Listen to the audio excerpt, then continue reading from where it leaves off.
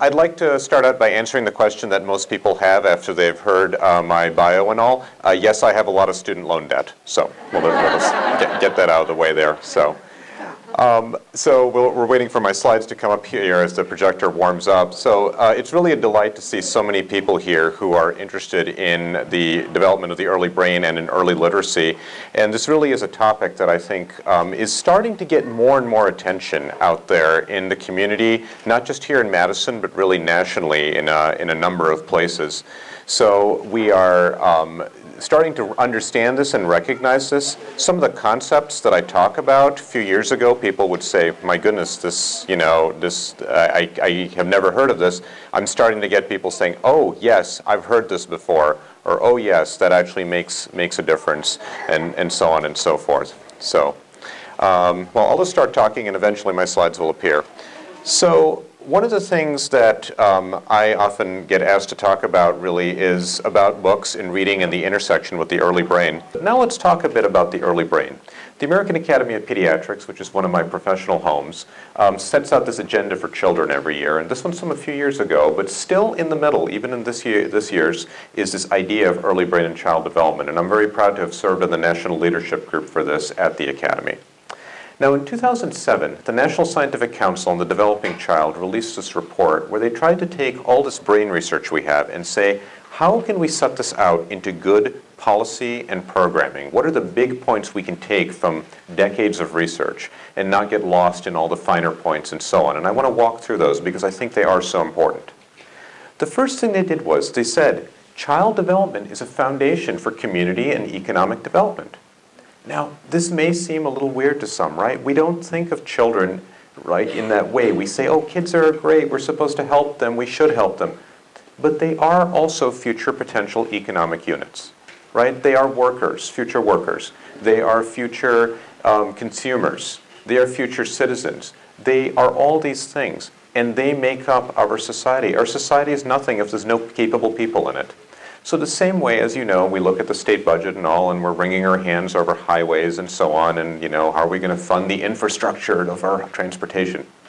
We should be having the same debate about the infrastructure of the early brain. We need to view this as being part of economic investment and not as a handout and not as something nice, but brain infrastructure is as important as physical things like bridges and trains and, airports and highways and all those sorts of things. So we need to think about it in that way. Number two, brains are built over time. So that says if we don't get it right early on, we still have some chance to get it right later. But it also means don't just put everything up front and then say we don't have to do anything. This is the long game we need to be playing. We need to make early gains through good programs, and then we need to support those gains as we move along. Because there's kind of a three-legged stool for early brain and child development. There's the biological factors that we look at all the time in healthcare. Those are important. We want to make sure we address those. But we also realize that the socioeconomic environment that children are in matters as well. That the zip code a child is born and brought up in likely matters more than their genetic code when it comes to their outcomes. There's a great website out there that shows subway maps of major cities, and they show you the life expectancy in the neighborhoods next to certain subway stops. And you can see at 2-3 subway stops, 20 years of difference. Okay, that's the effective zip code. But then we realized it wasn't just the socioeconomic environment as a whole. We recognized that it was the microenvironment at home, the attachment and relationship patterns. Who's at home? Who's in the child care center? Who's in their neighborhood? And how are those folks interacting with one another? Those things, those smaller attachment and relationship patterns matter just as much as the other two. And that brings me to the third point. What is it that wires the developing brain? It's really two things. It's your genes and it's your experiences. And you can't have one without the other. I like to think of it as being like a campfire. You need to have that wood and the spark to get that fire going. You can't have only one of those two things. Now, we can't change genes so much. I don't have time to cover that tonight. But we can mold experiences. And how do we mold experiences? We do it with the advice we give. We do it with the programs we set up. And we do it with the policies that we enact as a society. All those things make a difference. And then, if you go and say, let's pick out what's the one thing that makes the difference in the good wiring versus the not so good wiring, if we had to pick out that one active ingredient, it's the nature of children's interaction in relationships with other people. What we call serve and return. It's like in tennis. That ball gets served and it comes back. That back and forth interaction that young children have with adults in their environment matters more than anything when it comes to development. In fact, it is the only thing that drives development when it comes down to it. There is no evidence, zero evidence of any benefit of any app, any DVD, any learning toy. I don't care what it says on the package. There is no evidence for those things. It is people interacting with people. Children need people, not products, in order to develop well. So I want to play a video for you. This is a face-to-face paradigm that was developed by Dr. Ed Tronick, and he is the director of the Child Development Unit at Children's Hospital in Boston, and I actually worked for him when I was an undergrad. He'll explain this paradigm, and he'll show. You'll see what happens when these interactions don't go so well on a short-term basis, but then what happens when they actually go well. I'll let him explain. Babies this young are extremely responsive to the emotions and the reactivity and the social interaction that they get from the world around them. This is something that we started studying 30, 40 years ago, when people didn't think that infants could engage in social interaction. And there's still playing with her baby, who's about a year of age. And she gives a greeting to the baby gives a greeting back to her. This baby starts pointing at different places in the world, and the mother's trying to engage her and play with her. They're working to coordinate their emotions and their intentions, what they want to do in the world. And that's really what the baby is used to. And then we ask the mother to not respond to the baby. The baby very quickly picks up on this, and then she uses all of her abilities to try and get the mother back. She smiles at the mother. She points because she's used to the mother looking where she points. The baby puts both hands up in front of her and says, "What's happening here?" She makes that screechy sound at the mother, like, "Come on, why aren't we doing this?" Even in this 2 minutes, when they don't get the normal reaction, they react with negative emotions, they turn away, they feel the stress of it, they lose control of their posture because of the stress that they're experiencing.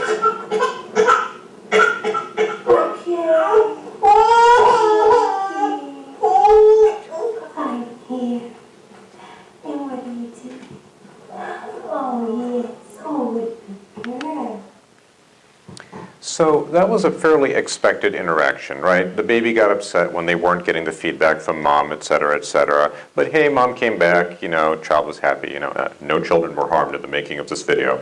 So, okay. So the hard part was not seeing interactions like that. The hard part was when we would see the mom go into the still face and the baby wouldn't do anything. Why? Because they weren't used to this face-to-face interaction. They weren't used to this back and forth. So they didn't feel the loss of it. Now I want to be very clear about something here. I don't think for a moment that any of the parents in our studies, or anywhere really, don't care about their children, or don't want the best for them, or don't want to really be a good parent. The thing is, we think of this face-to-face interaction as being something that's natural, instinctual, you do peekaboo, all that sort of stuff. It's actually not automatic. We learned it because we saw other people do it. And if it automatically gets done in our environment, we just start imitating that and doing it, and then the baby smiles at us, so we do it more, all those sorts of things. But if you're someplace where this doesn't happen a whole lot, you're not going to think to do it. And think about this, right? So I have I do not run into parents anymore to whom when I say talk to your child, sing to your child, read to your child, they don't look at me like, really, that's news? I mean, like, come on, we have billboards, we have ads on the bus, we have TV ads. I mean, it's pretty hard to not hear that message, okay? But what happens is parents then go home They sit down with their 6-month-old and they say, okay, they told me to talk to my child, so I'm going to talk to my child. And then they start to wonder, am I doing this right? This is silly, right? My kid can't talk back to me. Maybe I should wait till they can talk.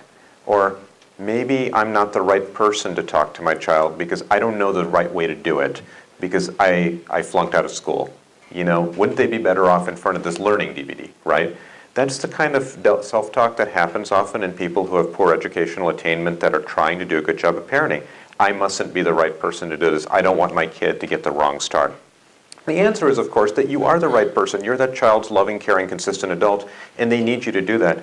So parents need to hear that from us, but more importantly, it's not an information gap anymore. They've heard that this is important. It becomes a skills gap. So what can we do through giving advice, through coaching, through modeling, those sorts of things? We need to bridge a skills gap, not an information gap. So handing another brochure is not going to do it. It's really about trying to say, what can we do to show them this? Next point is simple. You need simple circuits and skills to do more complex things.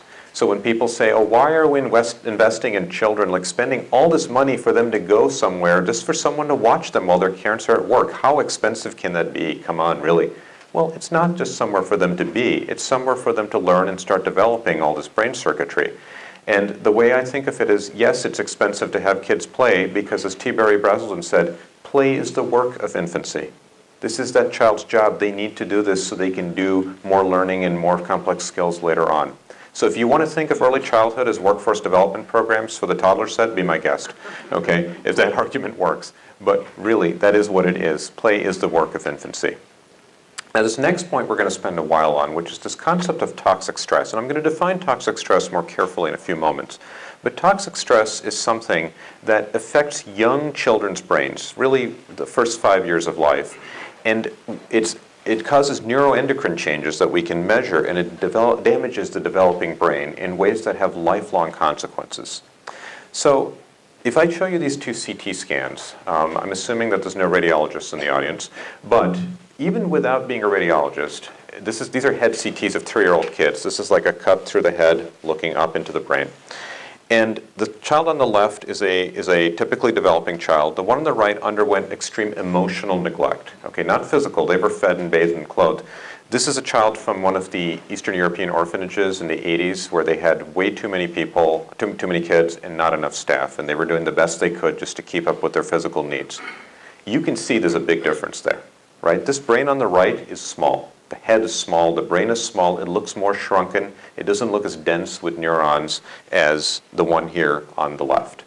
Okay, I'm giving you an extreme example because it's easy to see that even without a lot of training. There's more subtle things that happen in less extreme circumstances, and we'll see what those are in a few moments. Now, let's talk for a moment about stress. Is there anyone here who has zero stress in their lives? Zero? Okay, good, because if you raised your hand, I'd have to come over and check for a pulse. Okay? Stress is actually, to a certain extent, it's positive. Okay, it actually moves us and goads us to learn new skills, to learn new knowledge, all those sorts of things. Small amounts of stress are how we respond to a changing environment, to temperature changes, to noise, etc., etc. It's actually a good thing. It helps you develop skills. So for example, if the video audio hadn't worked, I've had that happen to me in talks, I would have narrated that audio and pointed out the salient facts, because I've had to do that before, and hey, it actually works out just fine. So I wasn't too worried about that. So the stress response is a good way of dealing with things that are temporarily stressful, and it was designed to deal with really significant or mortal danger. Okay, so you're walking along in the woods and you twist your ankle swells up, it hurts. It's doing that because your body's saying, don't walk on it, please let us repair it, all that stuff. It's an inconvenience, you might have to hobble back to your car, and then you see a bear. Okay, ankle doesn't matter anymore, especially if it's in the bear's stomach with the rest of you, right? Okay, this has turned from an inconvenience to a huge, significant threat to your very existence. So what does your body do? It pumps out these two hormones, cortisol and epinephrine. Epinephrine's adrenaline, heart beats faster, all that stuff. Cortisol decreases inflammation. Why is that useful? It's telling that ankle, do not be swollen, do not hurt. Okay, this is a really bad time. And you make a run for it, yell, whatever you need to do. Will it hurt really badly later? Sure it will, but it doesn't matter because you're alive. This system is designed for bear. It's designed for tiger. It's designed for fighting, for combat. It's designed for circumstances which your life is in short-term danger. So you can think of sort of 3 levels of stress response. Low level, positive stress. It's actually good, it's positive, it's how you learn, etc., etc. Good thing. Tolerable stress, more significant stressors. But these stressors are temporary, and when you have good, supportive, nurturing relationships, there's that relationships piece again, it buffers what that stress does to your physiology, which we'll talk about in a moment. And then you have toxic stress. Toxic stress is not necessarily a worse stressor than tolerable. It may actually be the same level of stress, but it's prolonged. It stays in place for a long period of time. This is what we see with poverty and adversity. Those stressors don't go away so easily. And there's few or no protective relationships to buffer that effect. And that's really critical. So in a child's life, you have situations that don't get better soon, that are just these constant ongoing dangers. These are things like child abuse, parental substance abuse, homelessness. These tend not to be one-time things. They tend to be part of long-term patterns and sometimes escalating patterns. What these do to the young child, okay, this is not adults, this is not even older kids where everything was fine until they were 12 and then there might be issues. And I'm not saying those are good things, but this is different. This is a child where the only existence they've ever known are these constant threats and dangers and stresses and unpredictability affects their brain and their endocrine system, the hormones, in such a way that we call it toxic stress because it has such an impact on their lifelong physiology and their learning ability and their brain and so on. So what's the feedback loop that happens? You have these stressors that happen. You pump out these hormones. This fight or flight system that was meant for bear is chronic. It was not meant to be chronic. It was not meant to be firing off all the time. The result is you get some changes in the brain we'll talk about in a moment, but that leads to this hyper-responsive stress response. You're always seeking, you're scanning for the next danger. You know, you can kind of think of this as being almost like military combat veterans who come back with post-traumatic stress, right? They're always scanning for danger. That's what's happening, except it's happening to toddlers. It's happening to preschoolers. It's happening to infants. And their brain knows no other way to think. And that, in turn, leads to more stressors over time. So what happens in the brain? There's 3 parts of the brain, just bear with me. First is the amygdala. The amygdala is the worry wart of the brain. This is your danger. This is what sets off that stress response. This lights up when you see that bear. The amygdala, in children, they did MRI scans, and this work was done by Seth Pollack right here at UW-Madison. Kids who had early adversity, he saw their amygdala were actually larger. Okay, they were probably stimulated more in those early formative years of the brain. Now, countering the amygdala are 2 areas. You have the prefrontal cortex. This is your long-term thinking, your planning, your delayed gratification, what we call executive function. That's like your air traffic control center of the brain. Which tasks do I deal with first, et cetera, et cetera. There's less activity in that part of the brain and less density of the neurons in kids who've had that early adversity. And then you have the hippocampus. Hippocampal volumes are smaller in kids who've had that early adversity. It's because, and that plays a big part in memory and mood. Now, the thing is that people don't walk into my clinic and say, "Doctor, I'm here because I think my child's hippocampal volumes are too small." No, that hasn't happened.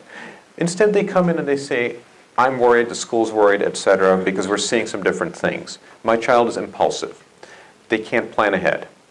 They're anxious all the time. They can't delay gratification. Their mood's all over the place. Their memory's crummy." Sounds a lot like what we might call ADHD, right? Except we have a lot of kids with classic ADHD, and their parents are trying as hard as they can, the school's trying, the kid's trying, and they actually do really well with a fairly small dose of medication, and their grades come up, their self-esteem goes up, I mean, everyone's happy. That's actually a pretty small percentage of the patients that I see. So what about all these other kids who have these labels, right, of ADHD, and they don't do so well with medication? What's going on with them? Is it that we just don't have the right medication?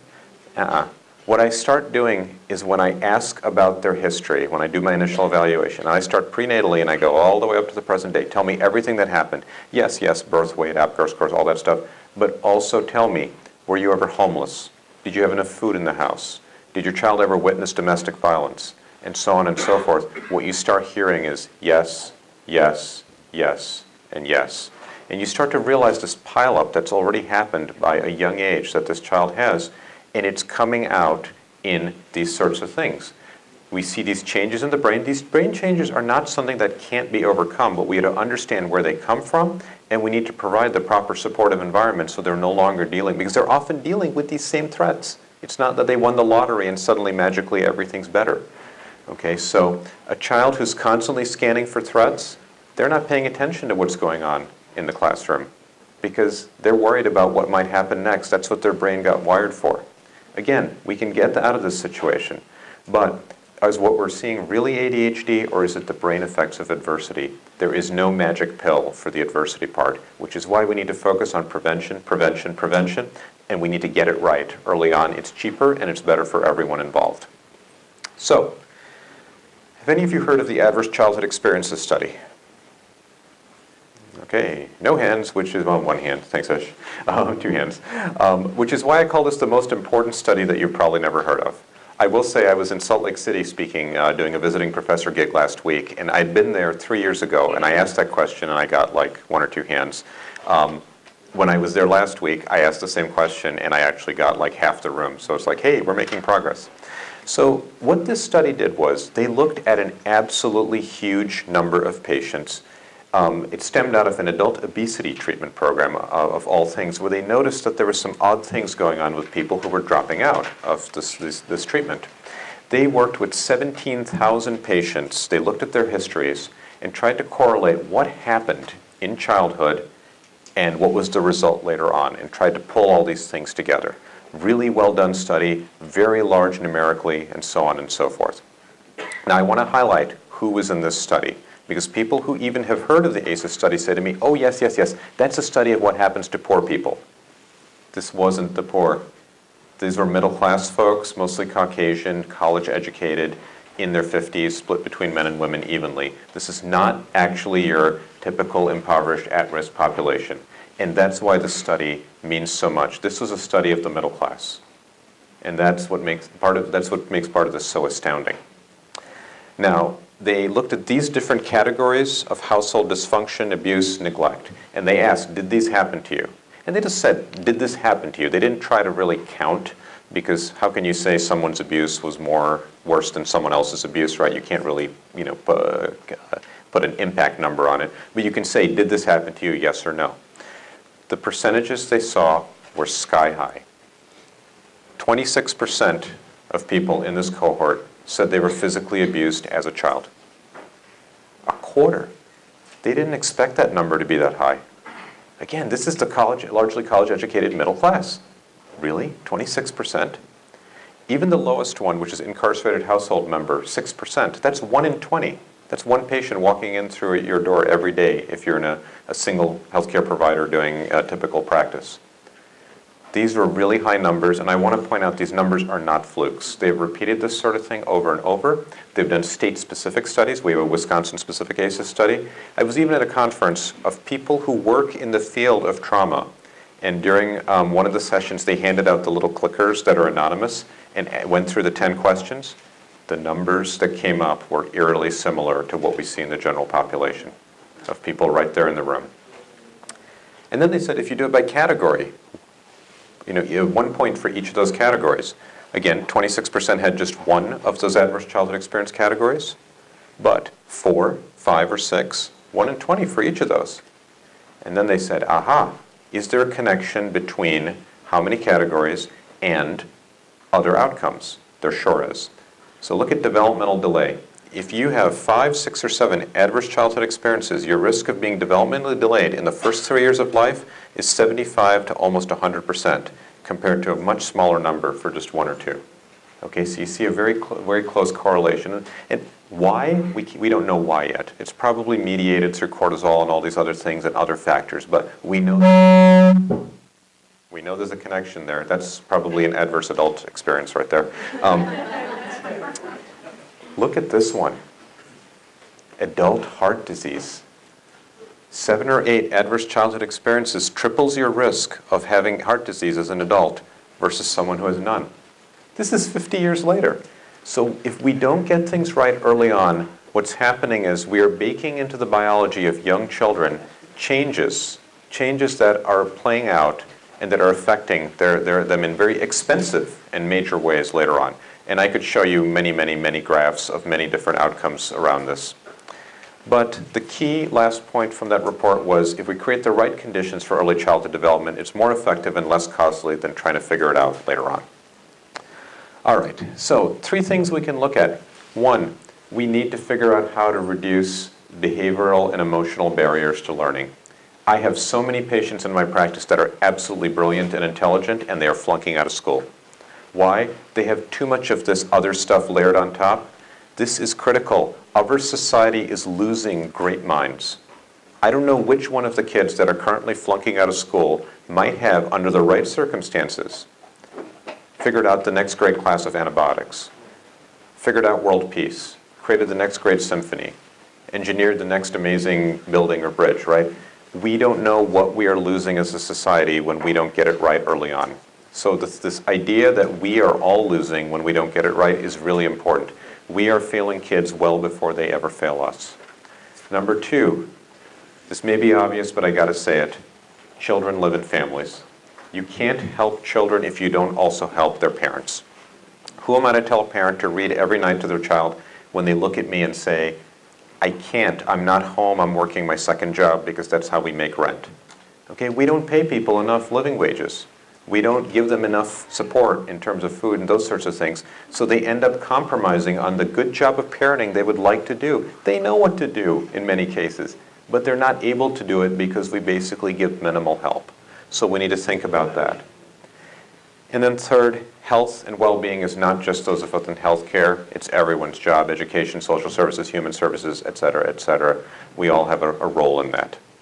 Now, none of this is to say that kids need to be engaged constantly. You know, let them enjoy things on their own and work things out and explore and so on. Bad things are not necessarily a long-term negative. We have ways to work on it, but we can't do it when they're still under this constant pummeling by what the world has to throw at them. And children should get proper discipline. You're not going to cause toxic stress by putting your child in timeout, right? They need the limit setting and so on. And that actually helps in terms of their stress levels. It helps them know what the limits are and the boundaries. So some numbers to know about the early brain. There are 700 new neural connections happening per second in infancy and toddlerhood. We want those connections to happen well. Why? Because of this idea of brain plasticity. There's 2 types, synaptic and cellular. Don't worry about what they really mean. The key is right here in this 3rd line. Synaptic is lifelong. We are all using synaptic plasticity to learn. Cellular plasticity is already declining by age 5. Yes, those kindergartners are over the hill in at least one way, right? So the upshot of this is that diminishing cellular plasticity limits your ability to do remediation. This is why we don't wait to treat speech delay until they're 8, right? Because it's a lot easier in a 3-year-old than it is an 8-year-old. And it's a lot easier in an 18-month-old than it is in a 3-year-old, and so on and so forth. You know, that's why we do early intervention, identification, et cetera. We are losing out on this other brain plasticity if we don't get it done sooner. You just can't say, oh, we'll fix it later on. You do if you find it, but you know, ideally you want it done earlier, as early as possible. We can measure disparities in vocabulary as early as 18 months. This is 3 different socioeconomic groups. This is 10 months to 36 months of age. This is their receptive vocabulary, their ability to understand different words. And if you look right here, you can see the higher SES kids, the richer kids, are pulling away from the middle class and those living in poverty by 18 months. By 2 years of age, you see that the middle class kids are pulling away from those living in poverty. We talk about the achievement gap a lot in our society. The achievement gap did not happen because middle schools didn't do their job right. It didn't happen because elementary schools didn't do their job right. It didn't even happen because preschools didn't do their job right, because preschool starts off the edge of this graph. This stuff starts in toddlerhood, and if you can measure it here, you know darn well the brain changes started back here in infancy. We will fix the achievement gap when we seriously and substantially invest in the first 1,000 days of life, and then support those gains that were made later on. We don't just say, hey, we're done at 3 and that's it. No, we need to support those gains. And remember, for every $1 we put into early childhood, $4 to $9 in returns. I'm not qualified to make that assertion, but James Heckman, who's a Nobel laureate in economics, is, and he has. This is his life's work. I actually met him for the first time in person like 3 weeks ago. He has done this and done the analyses over and over. There is a fantastic return on investment. He has made the economic case for this for societies to say it matters. It's not zero to do job training or schooling or preschool, but the best rate of return is in programs targeted towards the earliest years. And as Frederick Douglass said, it is easier to repair, to build strong children than to repair broken men, long before we had MRIs and all that other stuff. So let's talk a bit about the reality of reading in our society.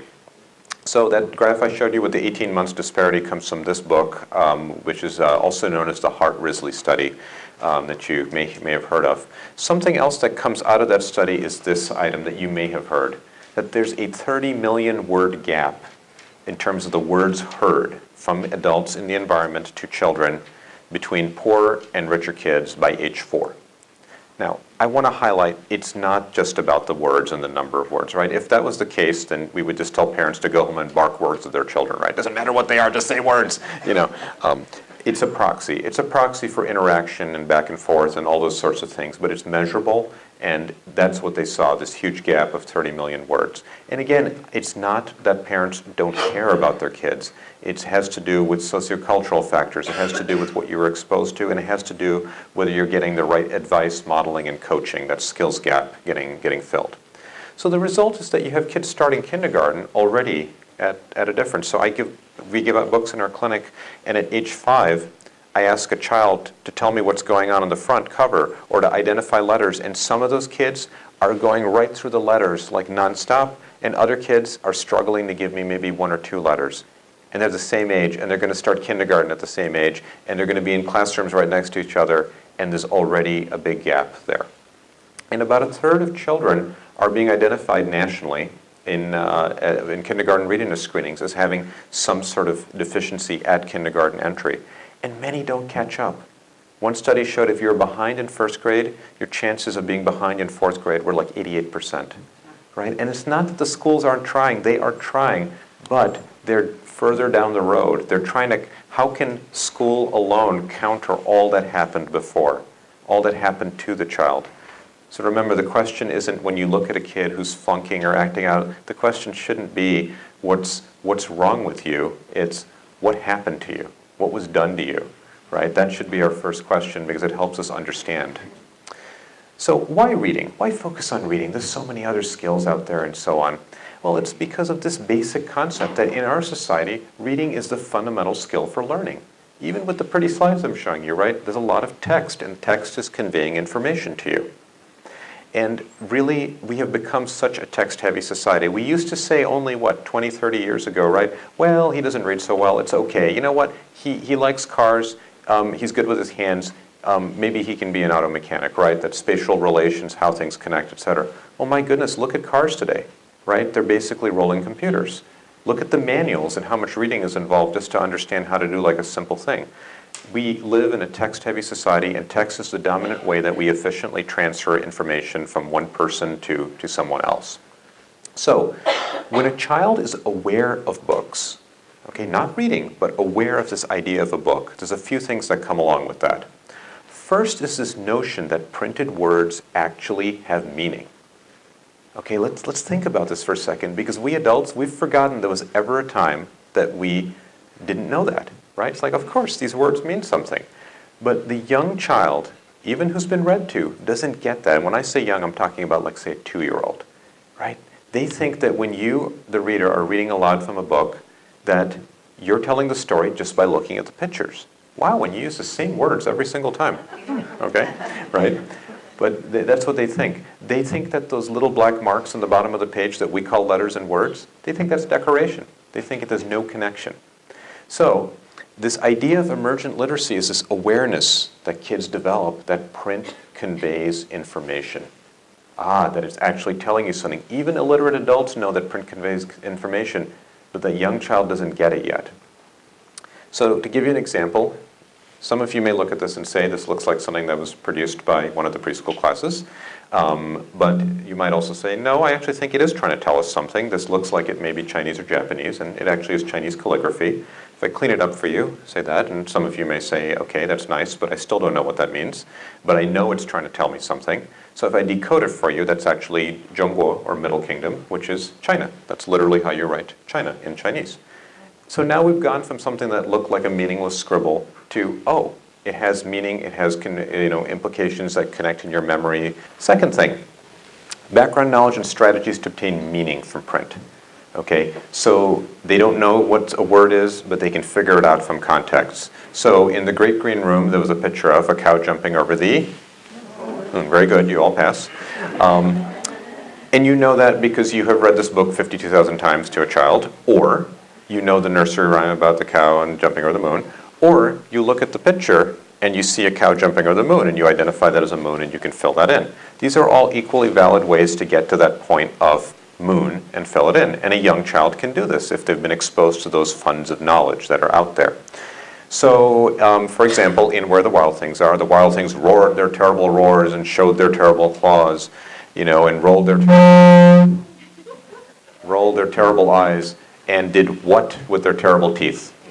Gnashed. Very good. You all pass. I do this for medical audiences sometimes, and I get this weird silence, and I'm like, guys, come on. Yeah, they gnash their terrible teeth. Well, I don't use the word gnashed in everyday conversation, but gnashing is something that's scary with the teeth, right? A child can figure that out. The other things are scary things. Gnashing must be something scary with the teeth. And they can move on from there and fill it in and not interrupt the reader or not get lost trying to figure out what was that word, what was that word, what was that word, and so on. And then the third point is that you become a fluent reader. The more you look at text and are able to look at it and decode it quickly and easily. The other thing is this notion of dialogic reading. So young children need to be read to in a different way from slightly older children.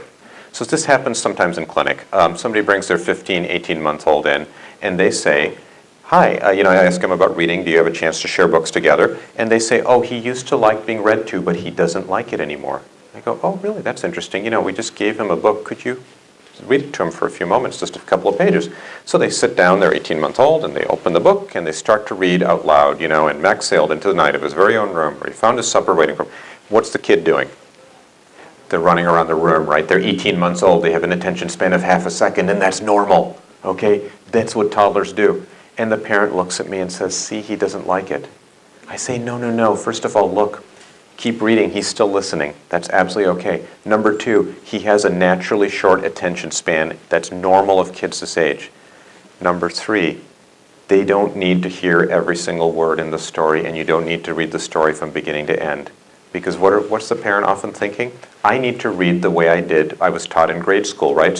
Everyone shuts up and sits down, and the kid reads exactly what it says on the page, right? That's what we remember from grade school. This is a toddler. That's not appropriate for him, right? So the parent needs to be modeled and given some advice. And I say, here. And I say, oh, look at this picture. Where's Max in this picture? Can we find Max? Oh, there's Max, and he's in a boat. He's in a boat. Boat? Okay, boat. And it's a red boat, right, elaborating on that thing. And I've just modeled for the parent what it is that I'm showing them to do. Let the kid control the book. Let them go backwards in the book. Let them go through 9 books in 6 seconds. Let them pick random pages. It's okay. No one's grading you on, there's not going to be an essay test on what happened in the book, okay? But so parents need to hear about this thing about making it a dialogue where the kids go back, the parent and the child go back and forth. That is how we effectively read to younger children.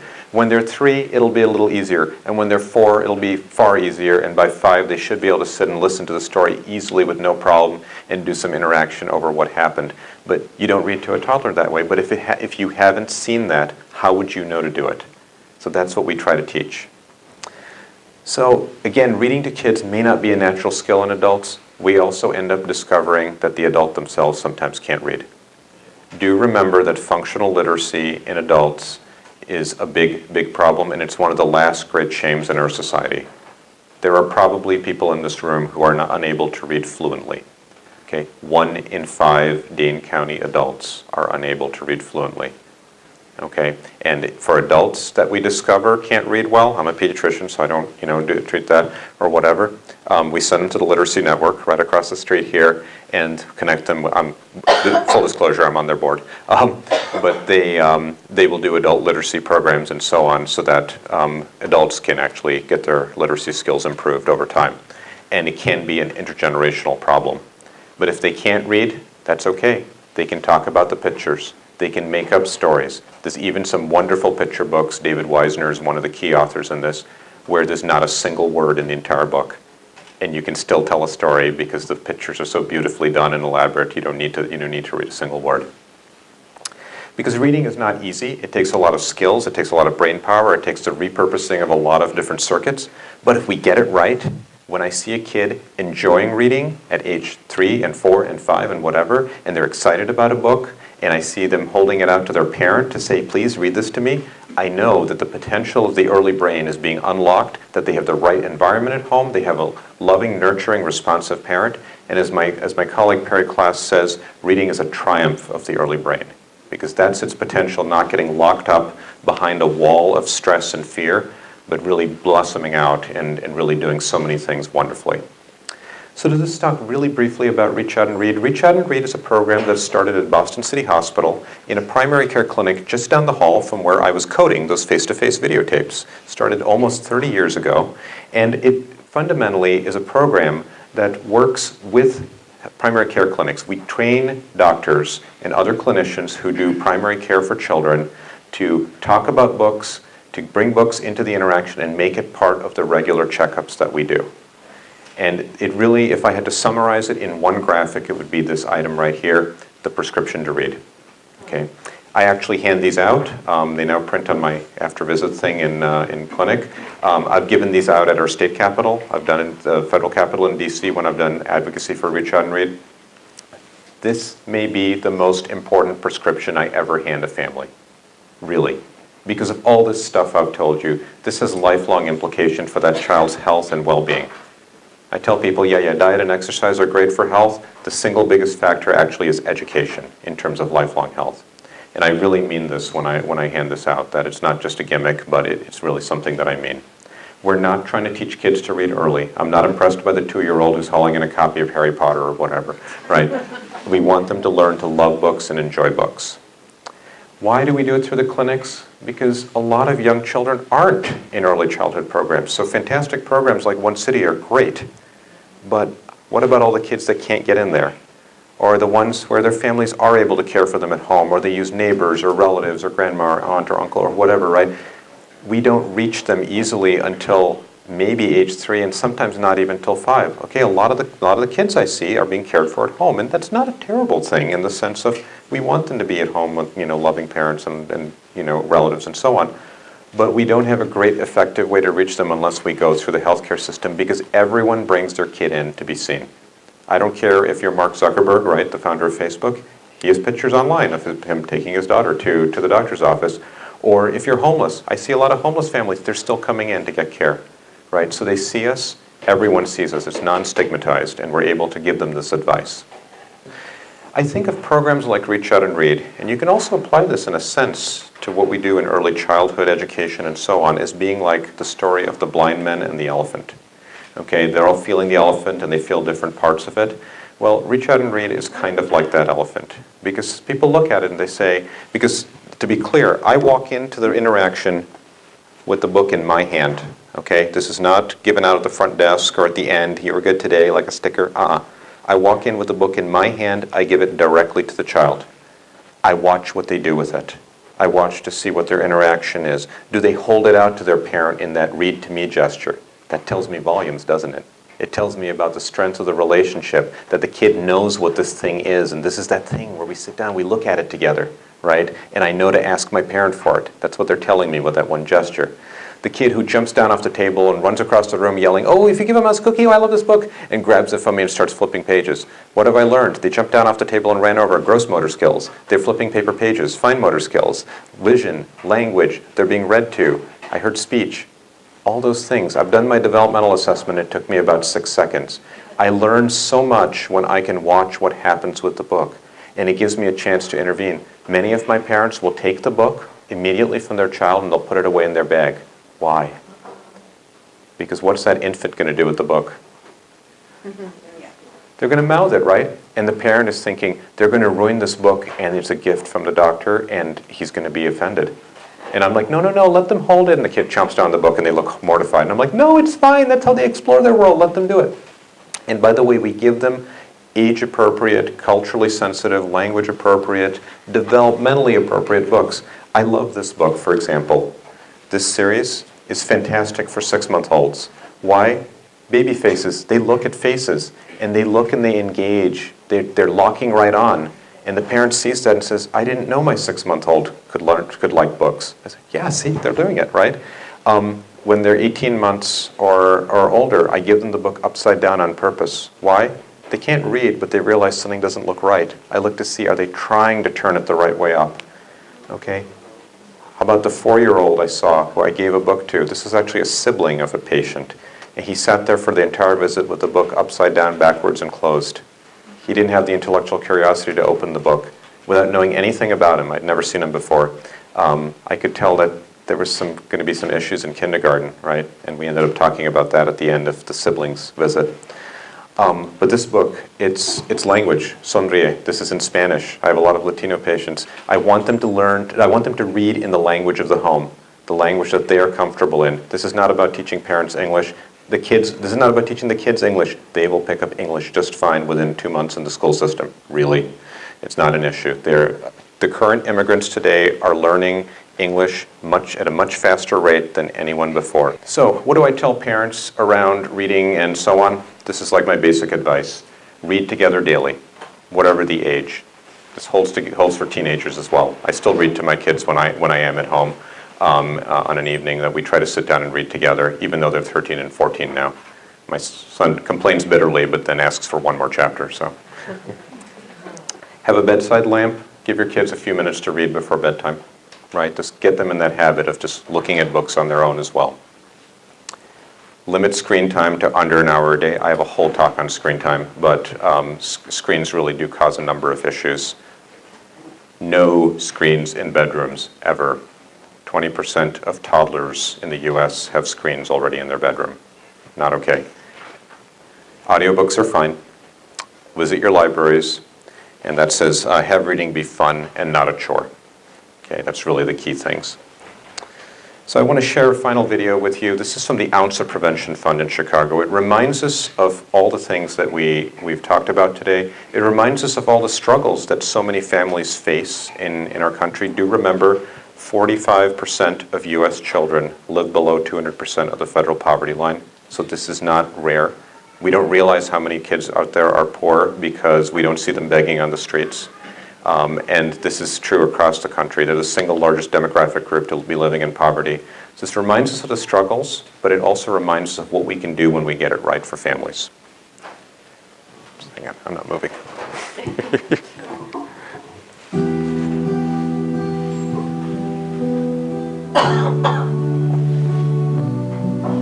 That's me at 4 months old. I'm one of the thousands of little miracles born into poverty every day. That's my mom. She's 17 and never finished high school. She's got some big dreams for me. But she's alone and she's scared. This is my first birthday. That's my grandma, my cousin Tanya, and her boyfriend Kevin. We all live together. It's cold and crowded. I hope we listen. I don't like Kevin. He's always yelling. This is my second birthday. We're all at daycare, strapped in watching TV again. I wish I could just run around. This is my third birthday. My brother William's taking care of me while my mom sleeps. She works the night shift, so we can't turn off the TV, but we get to go to bed whenever we want. This is my 4th birthday. We're sleeping in my aunt's this month. I don't know when my dad's coming home, but I'm hungry and I miss him. This is my 5th birthday. This is my first day of kindergarten. I'm tired. I'm hungry. I'm unprepared. Because I didn't get the right start. I'm twice as likely to be in special education. 30% more likely to to never go to college. 70% more likely to be arrested for a violent crime. Become a teen parent. Drop out of school, never hold a job. Spend the rest of my life in poverty.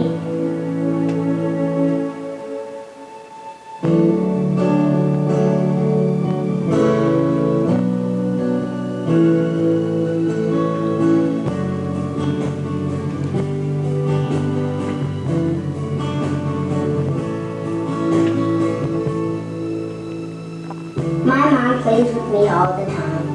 She smiles a lot now, and she knows she's not alone anymore.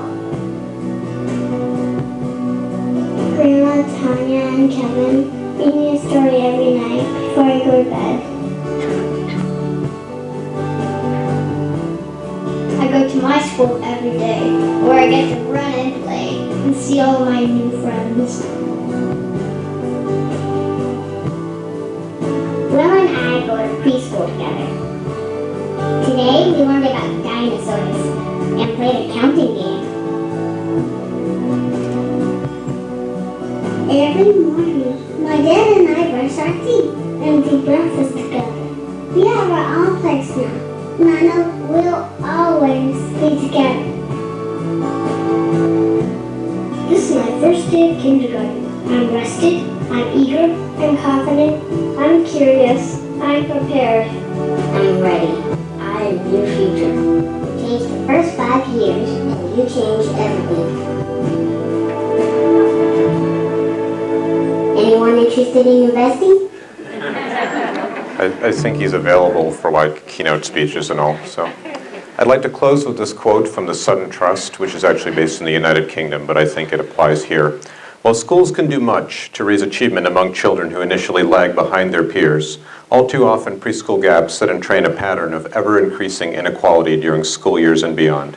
Any drive to improve social mobility must begin with an effective strategy to nurture the fledgling talent in young children, so often lost before it has had a chance to flourish. And I always close with this. This is a picture I took years ago. This caught my wife and my son just in this moment of being lost in a book together. It reminds me that children are made readers in the laps of their parents. It also reminds me that parents are their child's first and best teachers, and whatever we can do to support them in that, through skill building, through advice, through coaching, and through telling them that they're doing a good job. I try to end every well child visit by telling parents that they're doing that, because I don't think we say it enough in healthcare. All these things matter so much, and matter to our society, and matter to all of us as a whole. So with that, that is my email address up there, and you can kind of just barely make out my social media up there. It's facebook.com/dr, Dr. Librarian, and @Navsaria is my Twitter handle. And with that, I thank you for your attention.